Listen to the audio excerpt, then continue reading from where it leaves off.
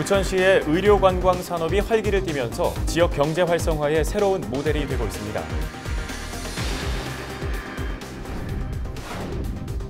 인천시가 올해부터 지역사업 계획을 주민과 함께 수립하는 동계획형 주민참여 예산제를 추진합니다. 수확이 한창인 김포포도가 풍부한 일조량으로 높은 당도와 수확량을 보이면서 농민들이 한박 웃음을 짓고 있습니다. 강풍이 불면 건물에 달린 간판은 언제든 흉기로 변할 수 있지만 안전규정은 미흡해 개선이 시급합니다.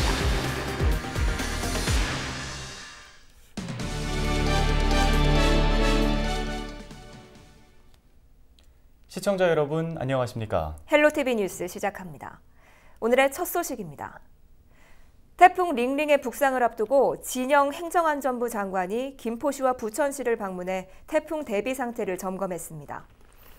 진 장관은 5일 오전 김포 향산3 배수펌프장을 찾아 시설을 미리 점검하고 태풍 북상 시 가동 방식을 살펴봤습니다. 오후에는 부천 여월동에 위치한 빗물 저류 시설을 방문해 작동 상태 등을 확인했습니다. 한편 김포시와 부천시는 이번 태풍 북상을 앞두고 하천과 배수펌프장을 사전 점검하는 한편 비상근무 체계에 돌입했습니다. 주말 동안 태풍 링링이 서해안으로 북상한다는 소식에 인천과 부천에서 열릴 예정이었던 행사들이 잇따라 연기됐습니다. 애초 7일부터 중구 계항장 문화지구 일대에서 열릴 예정이었던 인천 계항장 문화제 야행과 월미도 자유공원에서 예정됐던 중구 사회복지박람회는 나란히 21일로 연기됐습니다. 또 오는 6일부터 3일 동안 부천 마루광장에서 진행될 예정이었던 세계 비보이 대회는 부천시청 내 어울마당으로 장소를 바꿨습니다. 이와 함께 복사골 청소년 예술제도 당초 중앙공원에서 복사골 문화센터로 장소를 변경했습니다. 다음 소식입니다. 추석을 앞둔 요즘 김포에서는 포도 수확이 한창입니다. 올해는 날씨가 좋아 당도도 높고 수확량도 많다고 하는데요. 맛 좋은 지역 포도를 알리기 위한 노력들이 이어지고 있습니다. 이세진 기자가 보도합니다. 울창한 나무 덩굴 사이로 수확을 앞둔 포도가 주렁주렁 매달려 있습니다. 하얀 봉지 안에는 탱글탱글하게 연근, 보랏빛 알맹이가 숨어 있습니다. 1년을 기다려 얻은 수확의 기쁨. 농부의 손길이 덩달아 바빠집니다. 올해는 포도가 한창 익을 시기에 일조량이 풍부해 지난해보다 수확량이 높을 것으로 예상됩니다. 공판장에 가면은 그 상인들이 인정해 주는 게 김포 포도예요. 착황은 그래도 현재 봤을 적에는 이 김포 지방은 착황이 좋아요. 김포에서 포도를 키우는 농가는 모두 140여 곳. 하지만 도시개발로 경지 면적이 줄고 환경오염에 대한 오명까지 얻으면서 김포포도의 명성도 예전 같지 못합니다. 때문에 지자체와 지역 농협은 농가와 함께 판로 찾기에 열을 올리고 있습니다. 특히 소비자는 신선한 포도를 구입하고 농가는 안정적인 소득을 얻을 수 있는 직거래에 주목하고 있습니다. 오는 20일부터 이틀 동안 대규모 직거래 장터도 준비하고 있습니다. 사후광장이라고 거기서 이제 직거래 장터를 개장을 해요. 그래서 그러니까 그 가격도 좀 다운해서 판매가 되고 있고요. 많은 이용을 해주시면 될 것 같습니다. 수확기를 맞아 활기가 돌고 있는 김포 포도농가. 지역 포도의 명성을 지키기 위한 움직임도 더 바빠지고 있습니다. 헬로티비 뉴스 이세진입니다. 아픈 곳이 있는데 병원에서 정확한 진단을 받지 못하거나 치료를 받지 못하면 굉장히 답답합니다. 이런 이유로 자국에서 치료를 받지 못하는 외국인들이 부천을 방문하고 있다고 하는데요. 특히 중증 질환이나 암, 심장 질환 환자들의 발길이 이어지고 있습니다. 김진재 기자가 취재했습니다. 러시아인 시콜니 게르만 씨는 스스로 걷고 스트레칭할 수 있는 지금이 행복합니다. 불과 2달여 전까지만 하더라도 오른쪽 다리가 굽은 상태로 펴지지 않아 보행기에 의지하며 이동했기 때문입니다. 하지만 지난 7월 부천의 한 병원에 방문한 뒤 수술과 재활치료를 거쳐 스스로 걸을 수 있는 만큼 건강이 회복됐습니다. Чувствую себя сейчас вполне хорошо, но еще не вполне восстановились мои двигательные функции. Я делаю гимнастику лечебную для того, чтобы восстановить все до конца. 수술 당시 시콜니 게르만 씨의 골반 부위에는 신경과 혈관 뒤쪽으로 종양이 위치하고 있어 쉽사리 제거하기 어려웠던 상황. 이 때문에 치료를 맡은 의료진은 신경외과와 외과 협업을 통해 수술을 진행했습니다.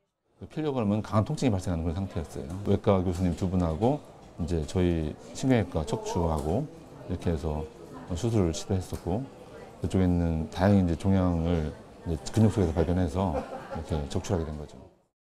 러시아에 거주하는 시콜니 게르만 씨가 대한민국 부천까지 찾아와 수술을 받게 된 계기는 의료 관광 산업.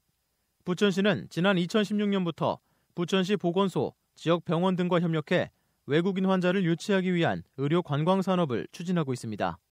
특히 부천에 위치한 대형 병원 3곳이 중증 질환과 암, 심장 질환 등의 강점이 있어 매년 외국인들의 발길이 이어지고 있습니다.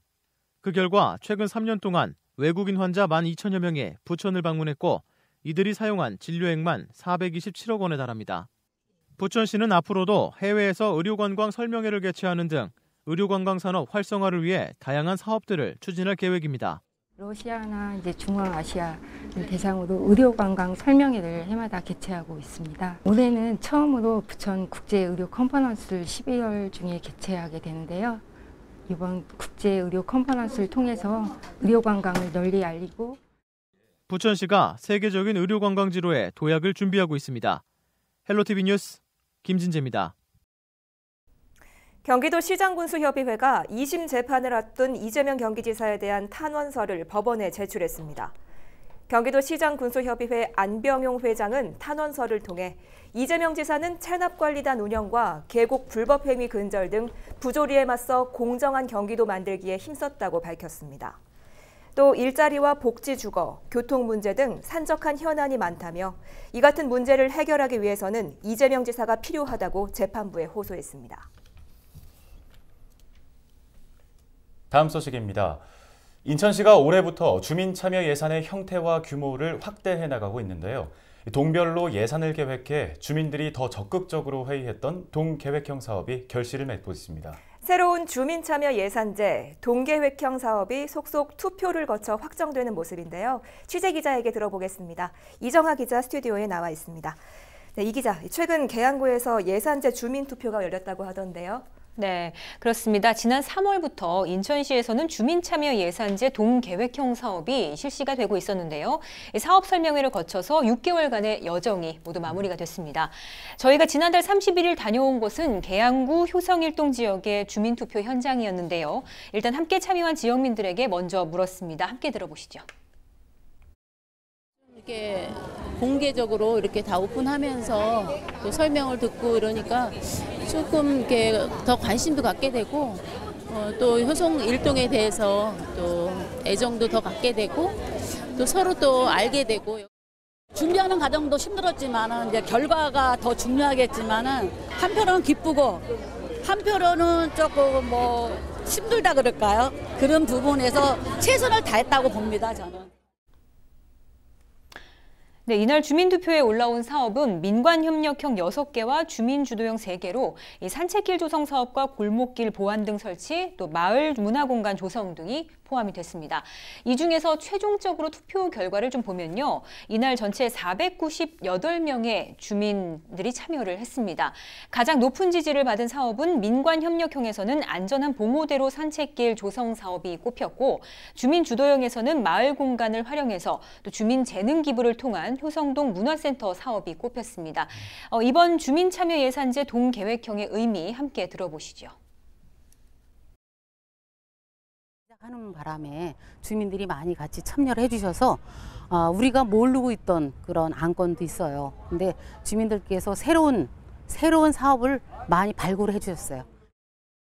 네, 이 동계획형 주민참여 예산제가 올해 처음으로 시작된 사업이잖아요. 긍정적인 평가를 조금 받고 있는 것 같은데 어떤 사업인지가 궁금하고 또 그동안의 준비들은 어떻게 해왔는지 설명 좀 해주시죠. 네, 주민참여 예산은 자치단체장의 예산 편성을 주민들에게 나눠준다 이렇게 생각을 하시면 될 것 같은데요. 네.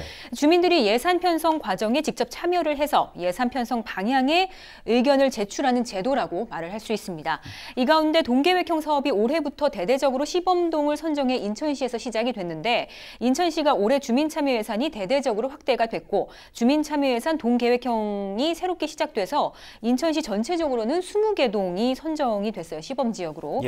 기존의 주민참여 예산하고 차이를 좀 살펴보면요. 기존에는 주민들이 사업을 제안을 하면 참여예산위원들이 심의를 해서 행정기관 예산에 좀 반영을 했다면 동계획형 사업은 처음부터 끝까지 그러니까 사업 계획을 수립하는 과정을 주민과 행정기관이 모두 같이 하는 겁니다. 6개월 동안 참여예산학교 추진단 발대 시기에서부터 출발해서 또 운영위원회, 또 참여예산학교 주민추진단 모임 등 10번 이상의 의견 조율 과정을 거쳐서 지난달 24일부터 오는 21일까지 지역 동별로 돌아가면서 우선순위 투표를 마치게 되는데요. 이 때문에 아직 모든 지역이 다 끝난 건 아닙니다. 네, 그러면 이번에 선정된 예산들은 앞으로 어떻게 쓰이게 되는 건가요? 네, 쓰이는 게 중요할 텐데 일단 지역별 주민들 중에서 300여 명 이상의 주민 추진단이 찾아낸 사업이 이게 정말 필요한지 묻는 이 투표를 진행을 하고 있습니다.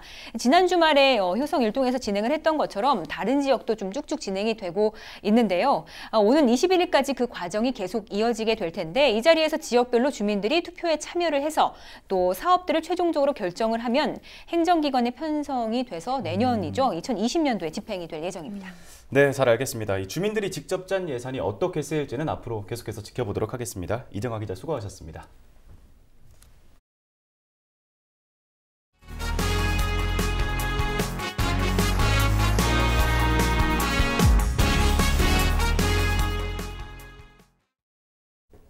지금부터는 태풍 소식 전해드리겠습니다. 6일 저녁부터 수도권이 태풍의 영향권에 들 것으로 보이는데요. 태풍이 불 땐 특히 머리 위를 조심하셔야 합니다. 건물에 빼곡히 달린 간판이 강한 바람에 떨어질 수 있는데요. 하지만 이런 위험성에도 불구하고 간판 관련 안전 규정은 미흡하기만 합니다. 이지훈 기자가 짚어드립니다. 건물 맨 위에 달린 간판이 금방이라도 떨어질 듯 위태롭습니다. 소방대원이 안전조치를 하는 찰나 밑으로 곤두박질 칩니다.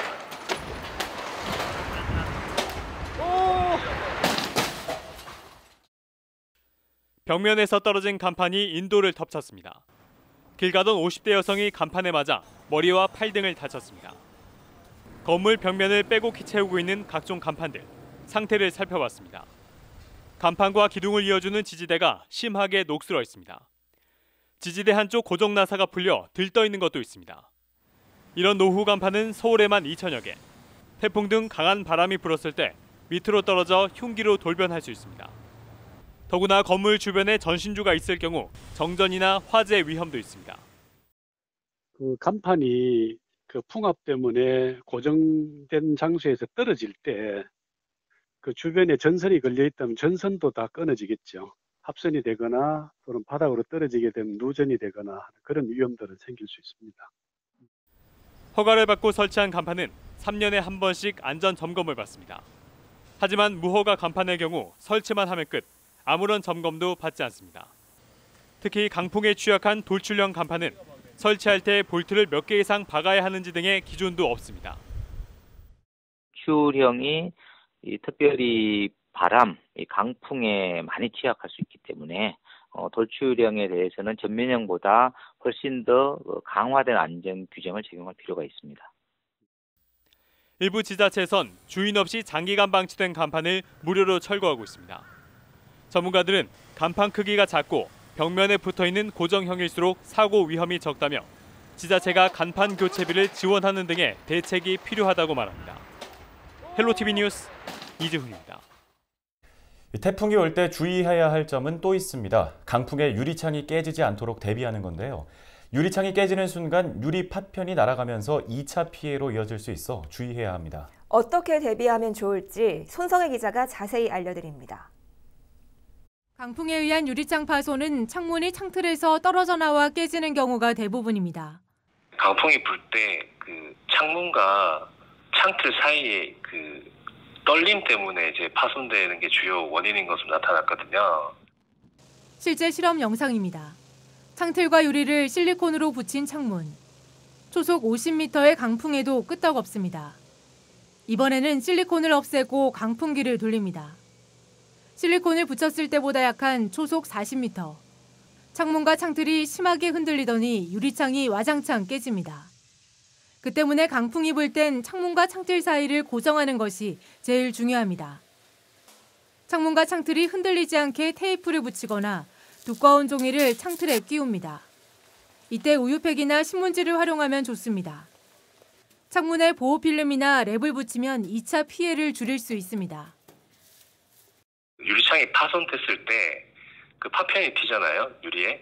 그거를 막아주는 데는 효과적인 걸로. 창문은 잠그는 것이 좋고 강풍이 불 땐 유리창에서 멀리 떨어져 있는 것이 안전합니다. 헬로티비 뉴스 손성입니다. 폭우가 쏟아지면 전기 감전 사고도 유의해야 합니다. 특히 강한 전류가 흐르는 전신주 근처에는 아예 가지 않는 게 좋은데요. 자신도 모르는 사이에 감전될 위험이 크기 때문입니다. 장보영 기자의 보도입니다. 전신주에 매달려 있는 수십 개의 전선들, 그리고 도로 위 신호등과 가로등, 모두 폭우가 쏟아지면 피해야 할 전기 시설입니다. 특히 전신주가 물에 잠길 정도로 폭우가 이어질 경우 더욱 유의해야 합니다. 전신주가 쓰러지거나 전선이 끊어져 노출되면 감전 위험이 커지기 때문입니다. 지난 2001년 7월에는 수도권 일대에 쏟아진 폭우로 도시가 침수되면서 19명이 감전돼 사망하기도 했습니다. 폭우 시에는 습기가 많은 환경이 조성되고 전자기기 침수 등 위험성이 높아집니다. 누전 위험이 있는 가로등, 신호등, 에어컨 실외기 등 전기 설비와의 접촉을 꼭 피하고 물 웅덩이의 경우 끊어진 전기선 등이 있을 수 있기 때문에 피해가는 것이 좋습니다. 건물 내부도 안전지대는 아닙니다. 침수 위험이 있는 주택이나 아파트 안에 있을 경우 이 두꺼비지기비라 불리는 누전 차단기를 내려서 감전 사고를 사전에 막아야 합니다. 전원이 꺼져 있더라도 전자제품에 전기 콘센트를 뽑고 콘센트에 이물질이 들어가지 않도록 안전 커버를 씌우면 감전을 예방할 수 있습니다.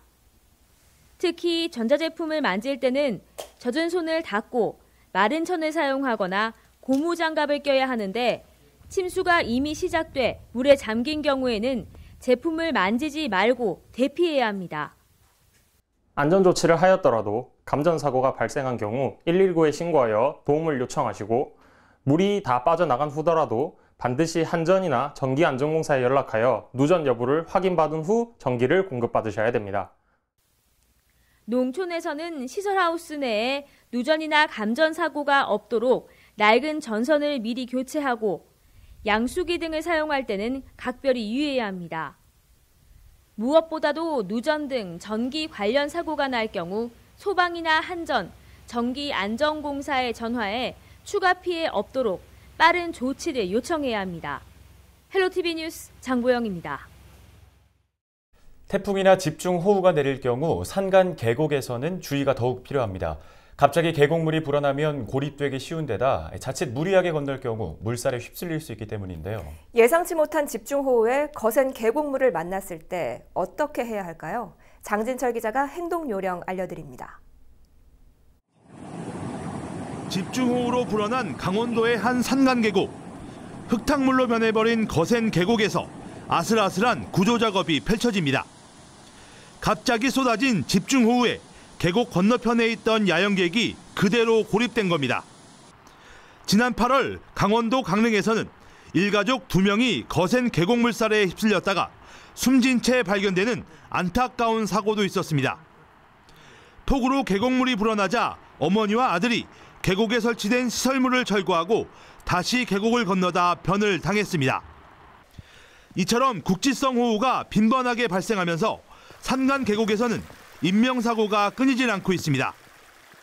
산간 지역에 비가 내리면 모든 물이 이처럼 계곡으로 몰리게 됩니다. 이 때문에 계곡물은 순식간에 불어날 수밖에 없습니다. 산에 머물다 갑작스런 소나기를 만나면 산등성이와 같은 높은 곳으로 대피하는 게 좋습니다.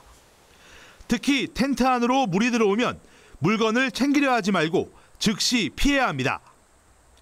계곡물은 순식간에 불어나기도 하지만 수심이 얕아 보여도 물살이 거셀 수 있어 무리하게 건너는 건 매우 위험합니다. 미리 야영 장소를 안전한 곳으로 대피하시고 무리하게 계곡이나 하천을 건너려고 하지 마시고 특히 야영 중에 물이 갑자기 밀려들 때는 절대로 물건에 미련을 두지 마시고 신속히 대피하시고 야영 시에는 라디오나 스마트폰으로 기상 정보를 수시로 확인하는 것도 중요합니다. 기상 상황에 따라 국립공원과 주요 산간계곡은 출입이 통제되는 만큼 관리 당국의 통제에 반드시 따라야 합니다. 갑작스러운 계곡 수위 상승과 지반 침하로 인한 산사태 위험이 있으니 실시간 기상 정보를 반드시 확인하시고 국립공원 통제에 적극 협조해 주시기 바랍니다. 매년 전국에서 불어난 계곡물에 고립됐다가 소방당국에 구조되는 사례는 수백 건이 넘습니다. 태풍 등 자연재해가 예보된 기간에는 야영이나 등산 등을 자제하는 것이 가장 안전한 방법입니다. 헬로티비 뉴스 장진철입니다. 태풍 링링이 서해상으로 북상하면서 우리나라는 태풍 진로의 오른쪽에 놓이게 됐습니다.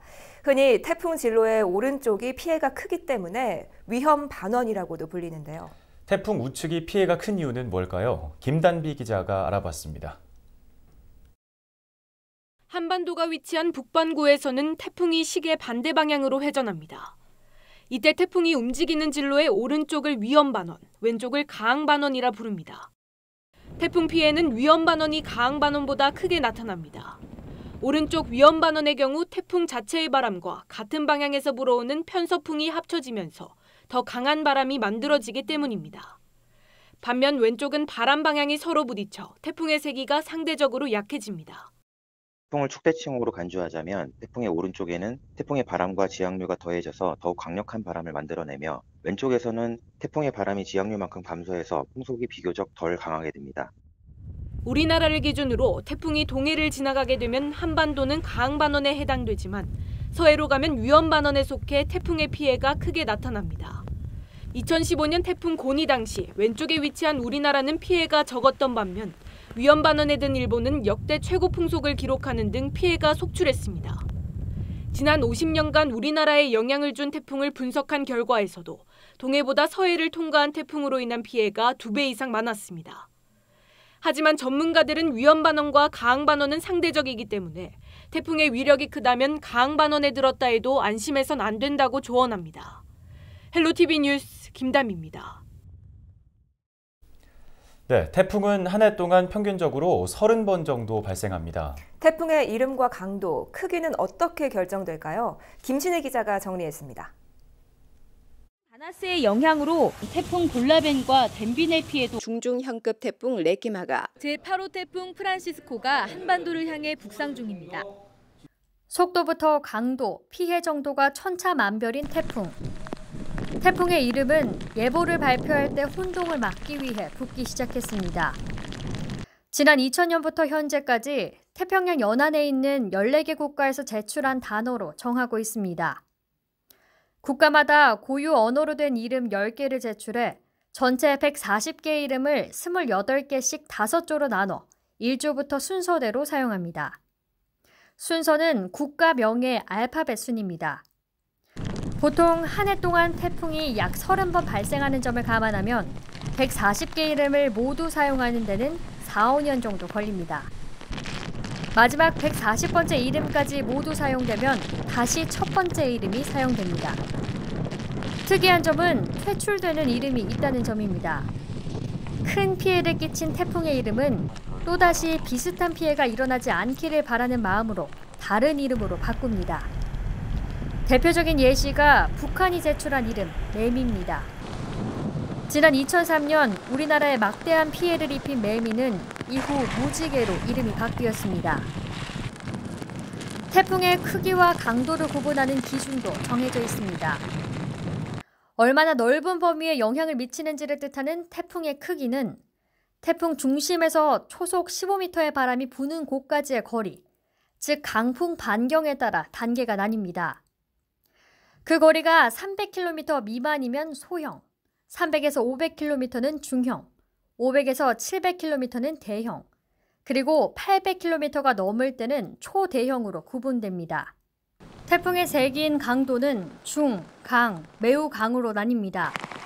10분 동안 중심 부근의 평균 최대 풍속이 얼마나 되느냐에 따라 결정되는데 최대 풍속이 초속 25m 이상은 중, 33m 이상은 강, 44m 이상은 매우 강입니다. 바람이 초속 33m만 불어도 나무 뿌리가 뽑히거나 건물이 파손되기 때문에 그 이상의 바람은 막대한 피해를 불러올 수 있습니다. 헬로티비 뉴스 김신혜입니다.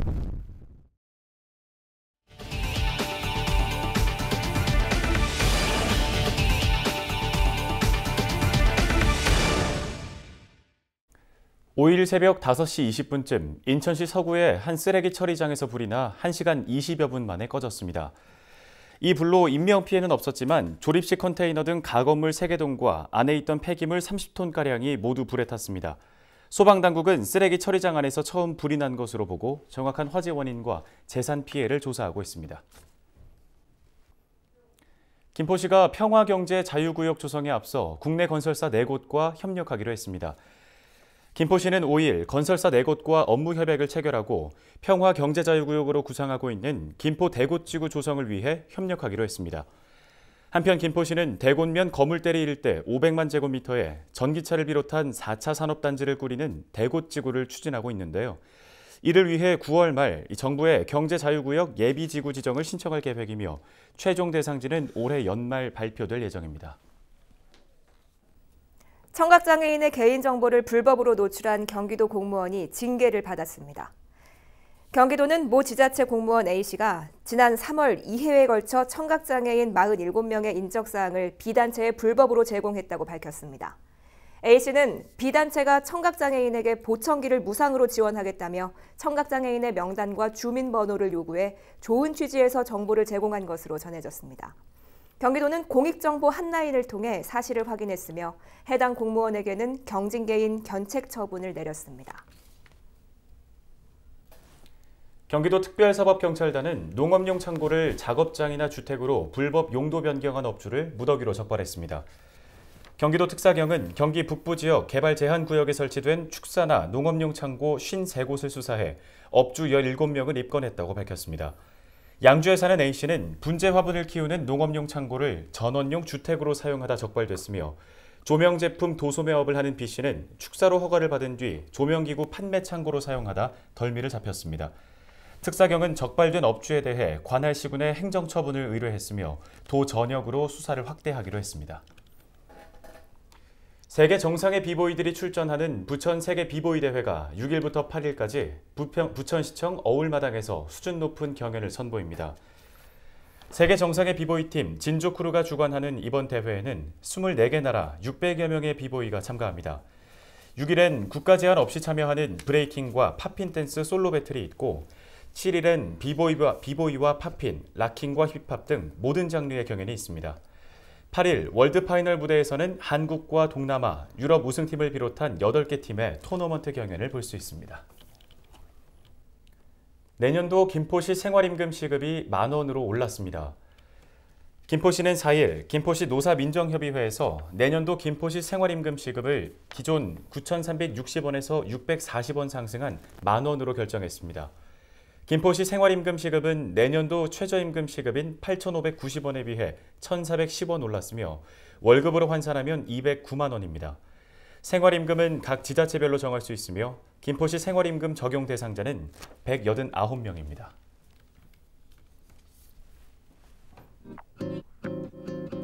날씨 알아보겠습니다. 인천과 경기 등 우리 지역을 포함한 수도권에 호우주의보가 내려진 가운데 북상하는 제13호 태풍 링링의 영향으로 금요일부터는 한반도에 강한 바람과 함께 많은 비가 내릴 것으로 예상됩니다.